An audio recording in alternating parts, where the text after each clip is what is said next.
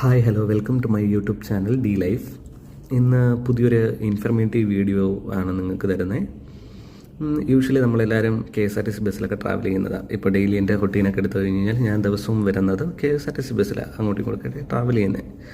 അപ്പോൾ ഇന്ന് ബസ്സിൽ ട്രാവൽ ചെയ്യുന്ന സമയത്ത് അതിലെ കണ്ടക്ടർ പുതിയൊരു ട്രാവൽ കാർഡ് ഇൻട്രൊഡ്യൂസ് ചെയ്തിട്ടുണ്ടായിരുന്നു. നേരത്തെ തിരുവനന്തപുരം ജില്ലയിലൊക്കെ KSRTCയുടെ ഒരു ട്രാവൽ കാർഡ് ഇംപ്ലിമെൻറ്റ് ചെയ്തിട്ടുണ്ടായിരുന്നു. പക്ഷേ അത് എന്തുകൊണ്ടോ ചില സാഹചര്യത്തിൽ അവരെ നിർത്തലാക്കി. ഇന്ന് അറിയാനായിട്ട് പറ്റി പുതിയ ട്രാവൽ കാർഡ് അവർ ഇംപ്ലിമെൻറ്റ് ചെയ്തു.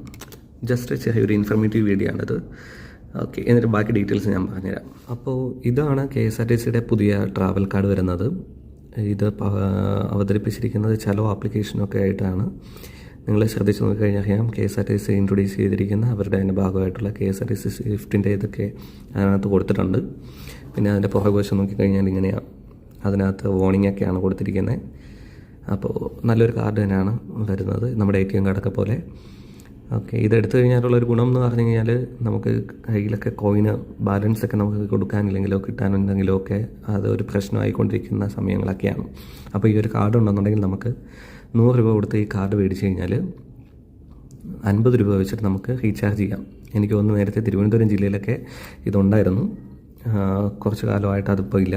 ആ സമയത്ത് നമുക്ക് കാർഡ് 100 രൂപയ്ക്ക് മേടിക്കുമ്പോൾ ആ എമൗണ്ട് നമുക്ക് കാർഡിനകത്തുണ്ട് തരും, നമുക്കത് യൂസ് ചെയ്യാമായിരുന്നു. പക്ഷേ ഈ കാർഡ് മേടിക്കുമ്പോഴത്തേക്കും നമുക്ക് ആ 100 രൂപ യൂസ് ചെയ്യാൻ പറ്റില്ല. കാർഡിൻ്റെ എമൗണ്ട് ആയിട്ടാണ് അവർ 100 രൂപ മേടിക്കുന്നത്. പിന്നെ 50 രൂപ വെച്ചിട്ട്, മിനിമം 50 രൂപ വെച്ചിട്ട് റീചാർജ് ചെയ്ത് കൊടുത്തുകൊണ്ടിരിക്കാം. നമുക്ക് എത്ര ലിമിറ്റ് ആണെങ്കിലും, എനിക്ക് തോന്നുന്നു 2000 രൂപ വരെ എന്തോ ആണ് അവർ ലിമിറ്റ് പറയുന്നത്. അതുവരെ നമുക്ക് ആക്റ്റീവ് സ്ട്രെച്ചിൽ നമുക്ക് റീചാർജ് ചെയ്യാൻ പറ്റും. എന്നിട്ട് നമുക്കത് യൂസ് ചെയ്യാം. ഇതിൻ്റെ വലിയൊരു ബെനിഫിറ്റ് അതാണ്, കോയിനൊന്നും നമുക്ക് കൊണ്ട് നടക്കേണ്ട, ഈ കാർഡ് മാത്രം മതി. പിന്നെ ഇനിയും നമുക്കത് പേടിക്കാനില്ല. KSRTC എല്ലാം പുതിയ ടിക്കറ്റ് മെഷീനാണ് ഇപ്പോൾ അവതരിപ്പിച്ചിരിക്കുന്നത്.